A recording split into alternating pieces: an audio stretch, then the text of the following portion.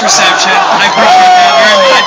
Caitlin, very nice introduction. It's great to be here. It's a great day today. It's a great time to continue with our revolution. Caitlin indicated that we're somewhat different than some of the other politicians, and if somebody would come from outside our campaign and come visit, these campaign events are a little bit different too, because earlier on I saw something, I said, I'll bet that never shows up in another candidate. Somebody holds up a sign and says, raw milk!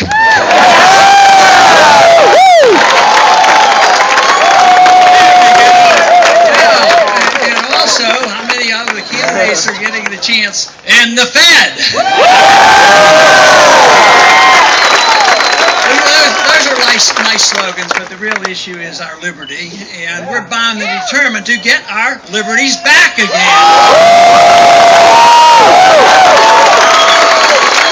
And it is rather discouraging. In Washington, not much seems to be happening, but where the real encouragement is when you leave Washington, come out, get on the campaign trail, and meet people like you. That uplifts me, and thank you very much for being with us.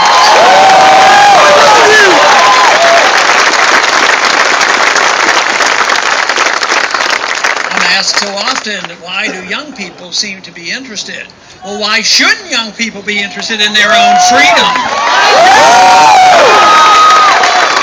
One thing that's happened in the last 4 years is it's not so much that people have completely given up on the idea that the government's supposed to take care of everybody else. I don't know where they're going to get everything if everybody's being taken care of by somebody else.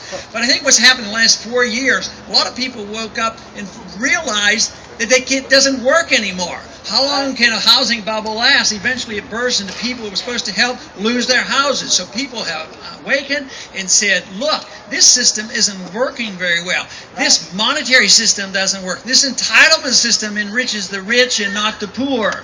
And also we have a foreign policy that is deeply flawed, and most people in this country now, by a large majority, says it's time to come home.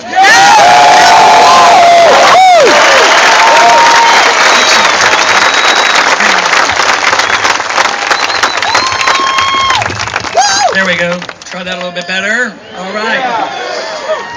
Now, there is no doubt that there are changes coming, and there's a big difference in these last 4 years. But Washington is always the last ones to wake up. You know, where I go, we get the large crowds, and they're very concerned, of course, about the attack on personal liberties. If you mention just the National Defense Authorization Act, most people know exactly what I'm talking about. And then, of course, we've been talking a lot about the bill that they want to use to regulate the Internet. The CISPA is the bill we're... Now, we were able to stop, the Stop Online Piracy Act because people rallied. But guess what? The bad news is our noise and our voices weren't quite loud enough because they went in the House today and overwhelmingly passed that new bill called CISPA. Which means that that's just one more bill we're going to have to repeal whenever we get the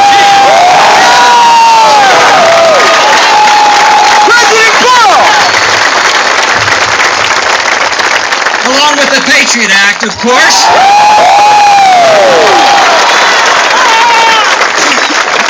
Of course, the National Defense Authorization Act, that's an atrocious piece of legislation. That's the one that legalizes, with concurrence with the Congress, for the U.S. military to arrest American citizens that are only suspect, and put them arrested by the military and put them in prison, and no attorney authorized in secrecy. That bill should be very high on the list for repeal as well.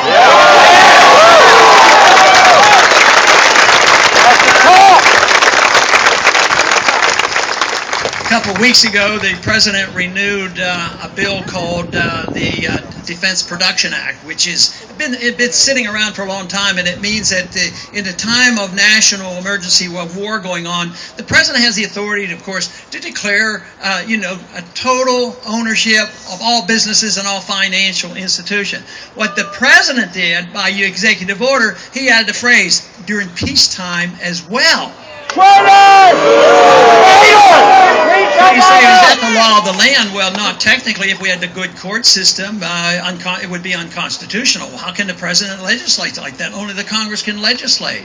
And I am of the firm conviction that a constitutional president, if in charge, even though the executive orders would be very limited to those functions which were expressly authorized by the Constitution, I am convinced that it would be proper to be a constitutional president to use the executive order to repeal all other illegal executive orders.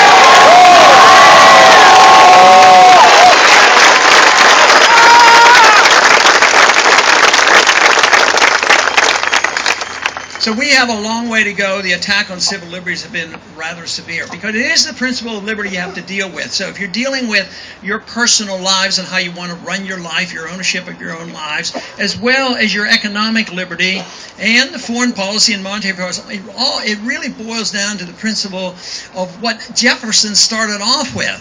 Our inalienable rights, our rights to our life and our liberty and the right to pursue our happiness, and it is being God-given, given to us not by our government, but by our Creator.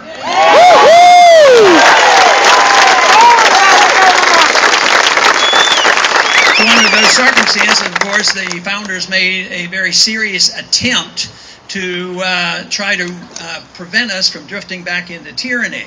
A good document, probably one of the best, but the last 100 years, we as American citizens have been very careless. But that's what this revolution is all about, is to revive the true spirit of liberty and reverse the trends of the past 100 years, change our foreign policy, change our monetary policy, and change the spending habits and the deficits that have run us into this horrendous financial crisis.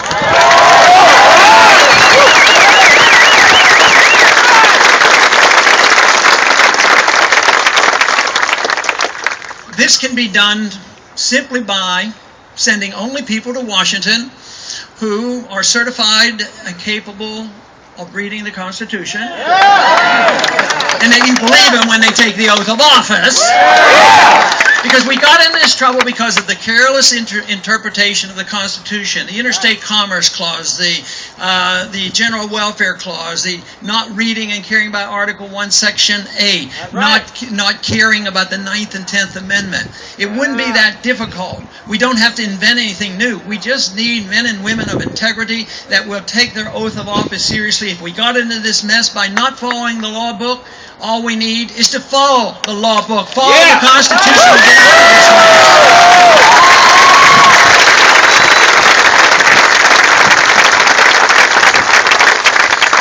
Since World War II, we have been in numerous wars, almost constant wars. Not one single war has been declared since World War II.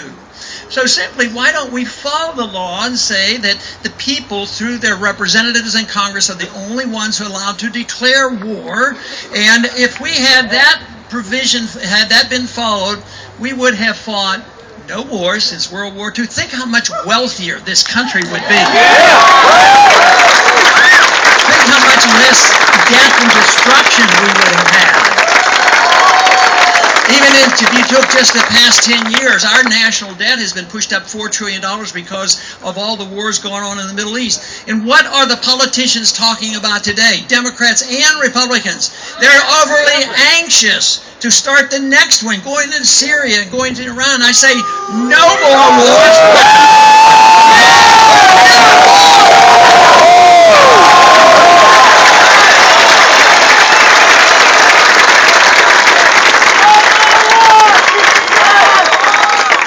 It's a moral issue, it's a constitutional issue, but you know, it's also an economic issue because great empires, great nations always seem to overextend themselves. Fortunately, we didn't have to have a nuclear exchange with the Soviets. They went broke before we did, and they had to go home and their system fell apart. I was in the military in the 1960s for 5 years. I was drafted during the Cuban crisis. And believe me, if we can stand up to the Soviets who had 30,000 nuclear weapons, don't you think we could stand up and not be intimidated and act so frightened by a country that has no nuclear weapons and maybe we'll never get a nuclear weapons and we want to go to war against a country like that? It makes no sense at all.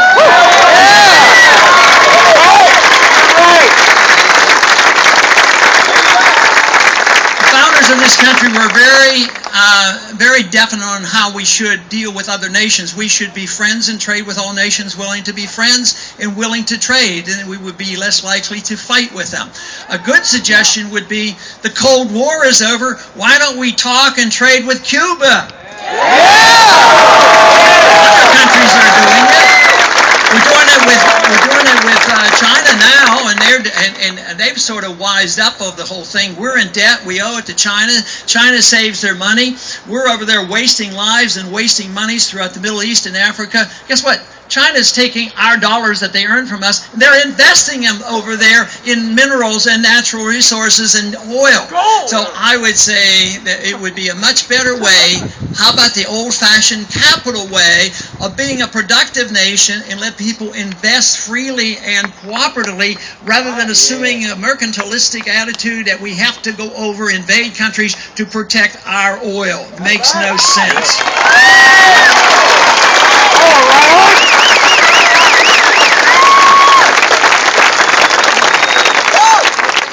The civil liberties, for various reasons, have been attacked. The attack has been much worse since 9/11, mainly, I believe, because of the erroneous analysis of 9/11.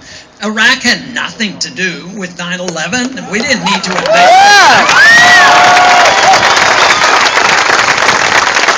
The Patriot Act had been floating around Washington for a long time. They tried to pass it. They never could get a consensus. But it was the very first bill that they pushed right after 9/11. Within weeks, it was passed.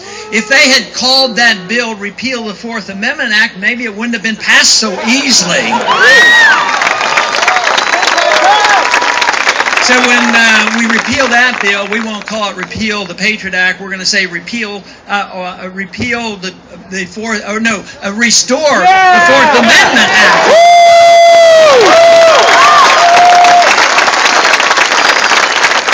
Unfortunately, we have not taken the advice of the founders nor looked at our Constitution because in a republic, the government is supposed to be open. That's right. The people are supposed to have their privacy. Right. The government is supposed to, if anything, protect our privacy. Yeah. Today, as this legislation continues to be passed and they're attacking now the internet, it seems like they don't care about our privacy and we can't find out what's going on in the government.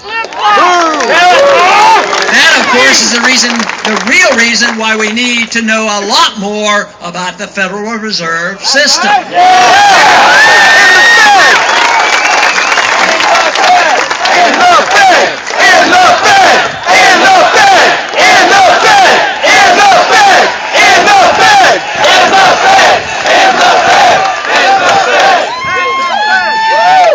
I agree. That's a very good idea. Let's do that. I think next year would be a grand year. 100 years old. We'll celebrate the Federal Reserve Act by repealing the Federal Reserve Act. And the people who get all the benefits, the military-industrial complex, the banks, the big corporations, the people who get the money, the people overseas who get the money and get the bailouts. I said, no, we can't do that. But what about the people who suffer the consequences? What about the people who didn't get the bailouts? What about that? The middle class suffers the most when you destroy a currency, whether it's ongoing in this country, whether it was in Mexico in the past, or Central America, or Zimbabwe, or Germany. It's the middle class that suffers the consequences. The natural consequence of destruction of currency means there's a transfer of wealth from the middle class and the poor to the wealthy. So this is what's going on. This is why there is anger. This is why they don't even pretend to balance a budget, why they don't even bring up budget resolutions, because they don't have an answer and there's no money in the Treasury. That is the reason. So what we have to deal with is, where does wealth come from? Does it come from the government? No, the government gets in the way. The wealth comes from productive individuals when they have the ability to produce and get the government out of the way, and you can be rewarded for your efforts.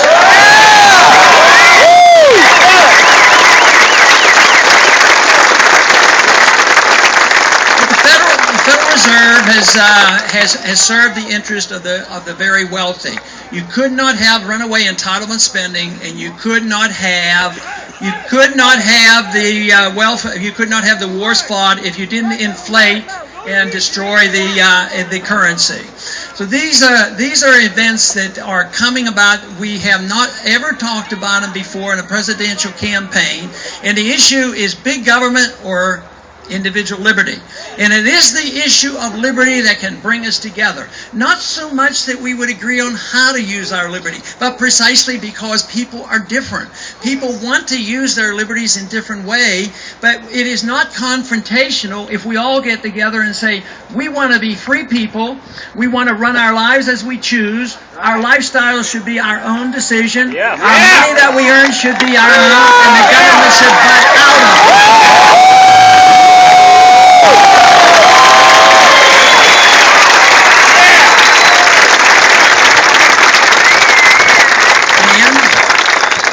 And if we have the freedom today, most people understand this, we have the freedom of picking our own religion, and there's many different religions, and we can pick no religion if we don't want to, and we don't feel intimidated, and we don't have to endorse what people do and pick. Same way with our intellectual liberties. We're allowed to read the books we want, even very dangerous philosophies that can do damage to us. We're allowed to read and study. But why is it? Why is it if we protect intellectual and religious liberty, why can't we protect the liberty of you to put into your bodies whatever you choose?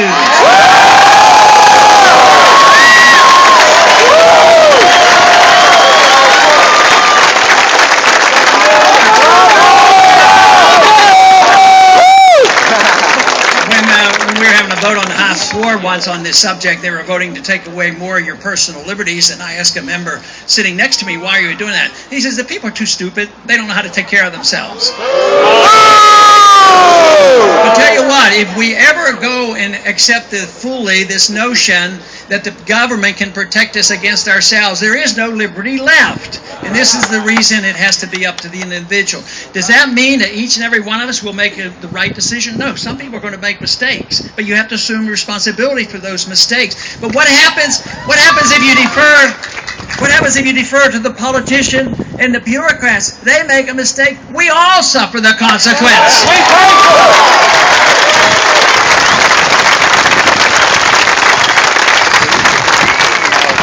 But it's this idea that if you legalize freedom that you endorse what people do, and that's absolutely not the truth. Because people will use things differently and do things in different manners.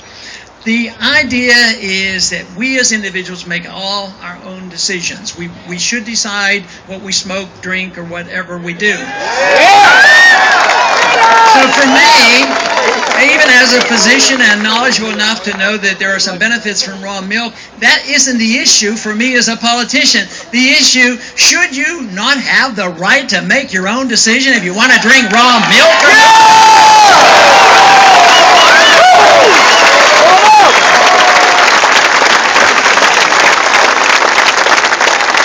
Others say, well, that's okay to a point, but we have to make sure that nobody ever uses any drugs. And I said, you mean alcohol? Oh, no, we don't mean that. We're talking about those illegal bad things. And then I said, well, guess where most of the addiction is? Is it on the illegal drugs? No, most of the addiction is on the prescription drugs. That's where the real problem is. But drugs and making our own decision is risky. There are some dangers to that. But the greatest danger in the war on drugs has been the war on drugs, much more dangerous than the drugs themselves.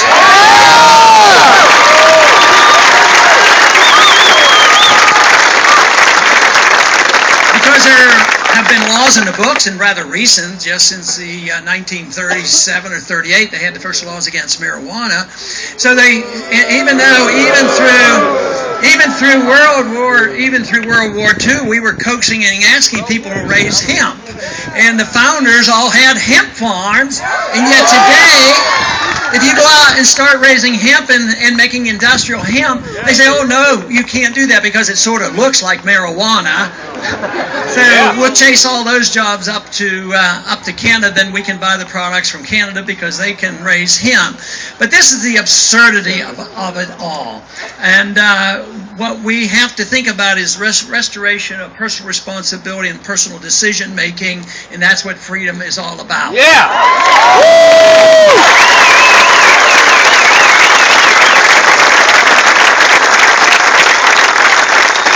But it brings up the question about if you're going to have some regulations, who should do it? Should it be a national government or should it be a local government? Well, my personal opinion, where the regulation comes from, you the individual, you, your family, teaching your kids, your community, your church or whatever to teach you values, that's where the real regulation should come from. But today, there are some states now that said that sick people, it is now known, can be helped with marijuana, California and other states. So what does our president do? His promise to lighten up on those law enforcement? He's enforcing those laws worse than ever.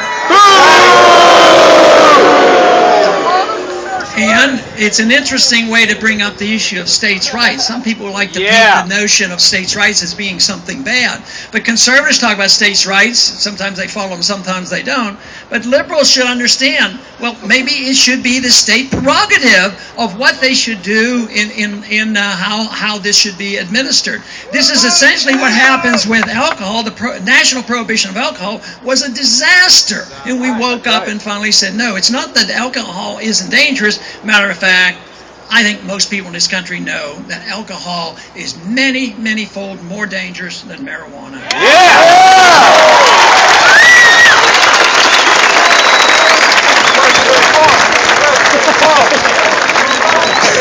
And of course, the real danger comes from, well, it's tremendously expensive. Our national debt was added to by $3 trillion in the last 30 years because of the drug laws. We put people in prison for life, 3 times arrested for nonviolent crimes, and they're kept for life. At the same time, we find lacks in law enforcement when it comes to rapists and murderers, so it makes no sense. We have 5% of the world population, we have 25% of the world prisoners. And my suggestion to you is that I do not believe that the American people are that much worse than other people. I say we have way too many laws on the books.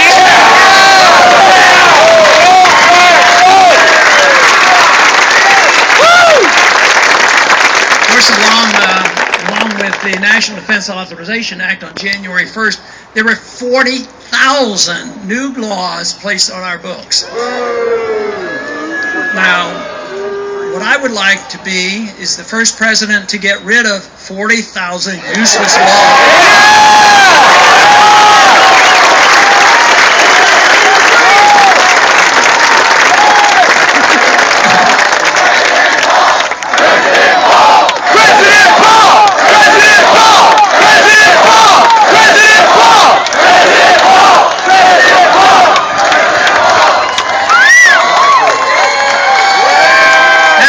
After the Constitutional Convention, Franklin was asked, what have they given us? And his remark was, we have given you a republic if you can keep it, which is a major task, because if we don't change our way, if our revolution is not successful, we're going to lose it. But they had a high disregard for pure democracy, not the democratic process of electing leaders, but the process of letting the majority dictate against the minority. And they considered that a danger. But I think we're at that point now. We believe that if you get that 51%, they can undermine the rights of the individuals. The purpose of a republic is to protect the rights of all individuals, and to protect it, and that would be one of the rare limited functions of the federal government. But their reason that they didn't like democracy, they said eventually when you get a pure democracy, it tends to waste. And when you think about the waste in this country, because there's always those in power and can manipulate and maneuver and get the contracts and all the things that go on behind in the Federal Reserve, it wastes and it also consumes wealth. We're consuming wealth now. We're not producing wealth. We haven't had any significant new jobs in the last 10 years. And we've had 30-some million new people in this country. So we're wasting and we're consuming. And their prediction at the time was if you allow that to happen, you will self-destruct. Now, the Soviet system self-destructed. It was predictable because that type of system isn't functional. But our system isn't functional either. It's not as ruthless as communism, but in a way it's wasteful and it consumes. It's built on debt. It's built on paper money and the powerful special interests. And it's becoming known that the groups are lining up. You know, the 99 and 1, and we got to tax the rich and this sort of thing. Now, I'm not for taxing the rich if they honestly earn their living. That's okay. Woo! But I'm for dealing with those individuals, and that's a large number of the very, very wealthy making the billions, because they get special treatment, either from the contracts or the special interests in the bailouts. That's a different system, and that is causing resentment. And this is the reason that we're more or less at an impasse in Washington, D.C., because there was a lot of compromise. They always argue that we have to have compromise and work together. When we were very wealthy and had money in the bank, the compromise was easy. Conservatives and liberals said, we'll vote for your package, I'll vote for your package, and they would pass endlessly spending money. But it isn't there anymore. In the last 4 years, that's why this is different. We realize the treasury is empty, the productivity is down, and we have to do something about it. That means to produce, you can't have the government in the way. What you have to have is a clear understanding of property rights. You have to have a clear understanding of monetary policy, not fiat money, but gold and silver as legal tender. You have to have a government that will support and enforce contracts, not violate contracts on purpose. The contract is very important. So it's not like there wouldn't be regulations in a free market, but they would be tough. They talk about, well, there was lack of regulation, that's why we had the financial crisis. But that isn't true. We had the wrong kind of regulations that weren't working, and it would have been much easier to go through bankruptcy and punish the people who overextended themselves rather than buying the bad debt and dumping it on the American people behind the scenes in a deceitful manner.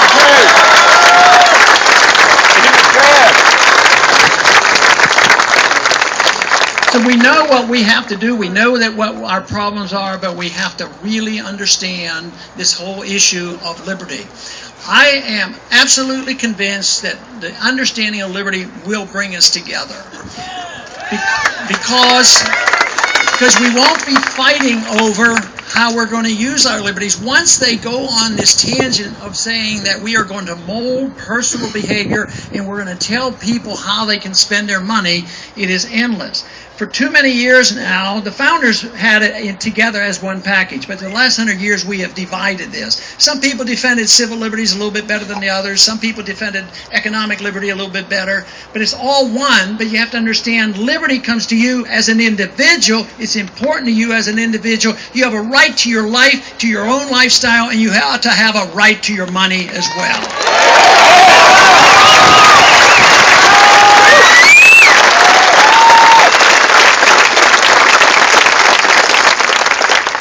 I'm convinced a revolution is going on. It is an intellectual revolution.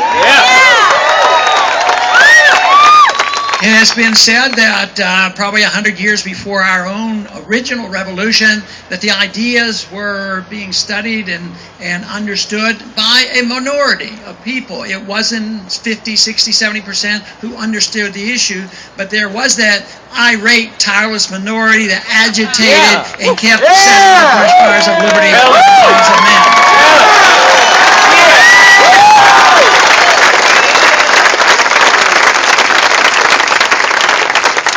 Also, the reversal from what happened from 100 years ago has started 10, 20, even 30 years ago. People who have been writing about Austrian free market economics, writing about the Federal Reserve System, and writing about and trying to get people to understand why a non-interventionist foreign policy makes more sense than being the policeman of the world.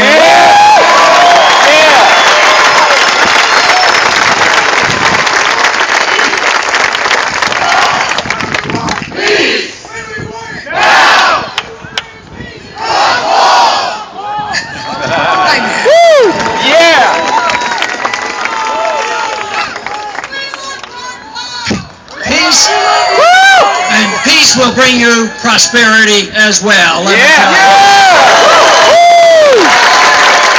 revolution, though, you have to be high-spirited. You have to really strive for what seems to be impossible.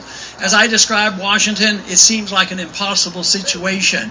But we have to strive for that. We have to strive for the ideal. Not that you think the ideal is going to be on our doorstep tomorrow, but you have to know what the ideal is. If you start and say, well, that's impossible, we can't do that, what we have to do is give them half a package. Give half a package of our liberties away? No, you have to strive for the whole package. We also have to understand that what we do need is passion and determination, full belief, but also based on reason. We can't just say that this sounds good, we like it, we want to just do our thing and forget about it. You have to reason it out why it's good, why it's not only practical and good, but beneficial to everybody. You know, in the 1960s, they had a saying that went around, and it said that, you know, if you were 20 and you weren't a liberal, you didn't have a heart. Now, and they also said that if you were 40 and you weren't a conservative, you didn't have a brain. And what I'd like to suggest is, why can't we have a heart and a brain at the same time? Call that the spirit of the revolution.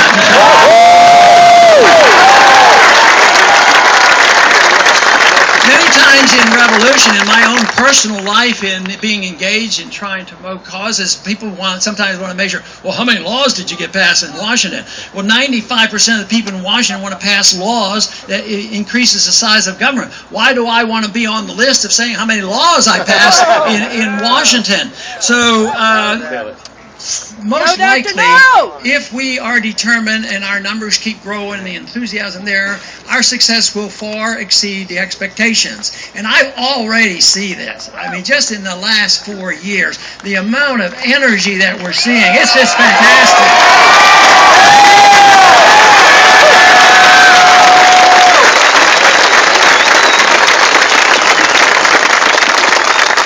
Thomas Paine, who wrote a lot, you know, during the Revolution time, said the harder the conflict, the greater the glory of the triumph.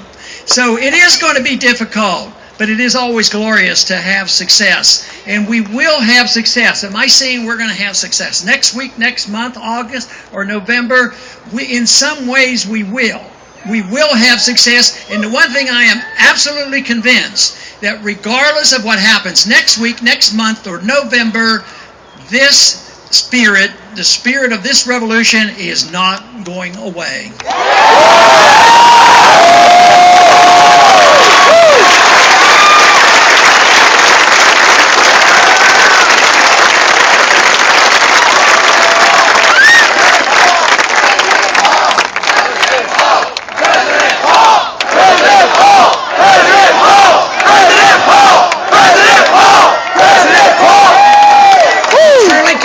The fact that an idea whose time has come cannot be destroyed by armies or governments. It's too pervasive, and we still have tools to spread the message.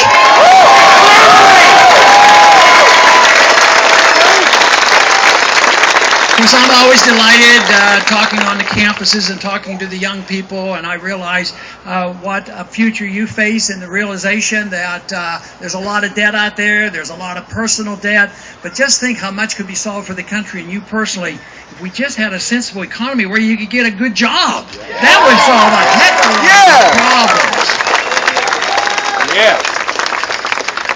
And that is achievable. It is achievable by us following through. Most important thing that we do as individuals wanting to be involved in this movement is to study and understand, because you have to have answers. If you say you want to end the Fed, yeah, we want to end the Fed, but why? Why do you want to end the Fed? And why are they ripping us off? And why is honesty with honest money a better thing? You have to have those answers. You have to also know how to explain to people that what we're talking about is a humanitarian approach. They claim because we don't want the government taking care of people, and we don't believe in free stuff, because there is no such thing as free stuff. But if we care about our fellow man, and we care about abundance, if we care about the maximum prosperity of the largest middle class, if we do, we have to say we have to defend individual liberty, free markets, and sound money.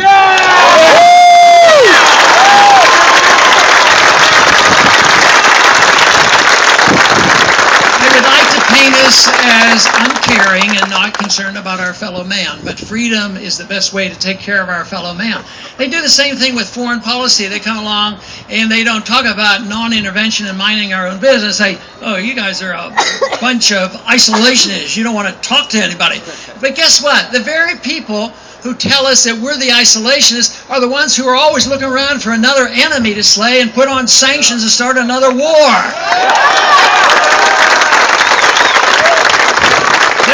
Who don't want to trade with Cuba. We're the ones that think that it's time to engage in the world and to talk to people and trade with people. So they will try to paint us as uncaring, but let me tell you, people who care will care about liberty, and this will never translate into an absolute majority, but I'm certain that our numbers are growing by leaps and bounds. These prairie fires of freedom are being spread, and there's nothing but good news out there, precariously so, because we don't know exactly.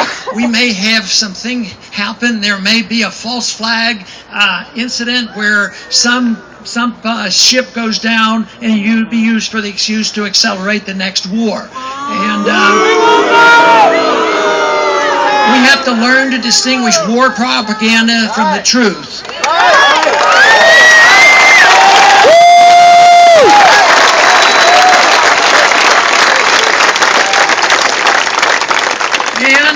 In the age of big government, in the age of tyranny, truth can be said that it is treason to be truthful. But we should not ever go wrong by telling the truth and living up to it and telling ourselves the truth. We cannot deceive ourselves and say, well, this is all going to go away. This has gone on for a long time. People warn us, but I think it's different. I think it's more serious than ever before. I think the debt crisis is the biggest thing the world has ever seen. Our debt is the biggest ever. And if we don't change, if we don't grasp hold of this and change the directions, there will be ramifications for it. Even though it will be touch and go for the reversal, the more of you there are to know and understand what liberty is all about. Why is it that we're deferring so much to the Department of Homeland Security when we have a Second Amendment?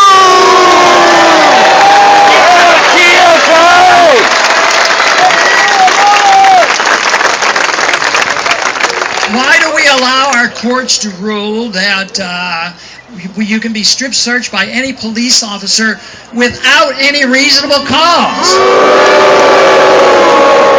And don't you think it's about time we get fed up and change the rules at the airport so that we can act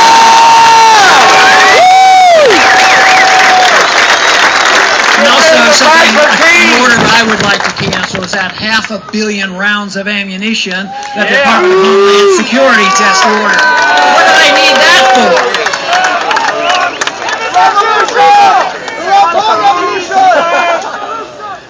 So clearly the challenge is there, the difficulties are there, but it only starts with the acknowledgement that we do have problems. If we put our head in our sand and say the government's going to take care of us. The other day there was somebody interviewed me on TV and they said, well, so-and-so, why don't you give it to them because it's for free? I said, what is for free? The government has nothing for free. They have to steal it from somebody to give it to somebody else. And in the process, they undermine the productivity of a society. And that is what I think is so important, is to strive for freedom, because I think this releases creative energy. It is a way we strive for excellence and virtue, and we become productive to ourselves, and we can take care of ourselves. And everybody has that responsibility. We all have different talents, and we'll do different things. But I am also convinced that all of us, regardless of our talents and regardless of our monetary reward, I think the sense of satisfaction that we have is not related to the amount of dollars we end up with. It ends up with the satisfaction that we have taken care of ourselves, because there are a lot of people who have a lot of wealth and they aren't all that happy because they don't have this sense of satisfaction. That sense of satisfaction only can come from a free society that protects your freedom to run your life, be creative, and to assume responsibility for you and your family. This should be the goal. This is the way to achieve prosperity.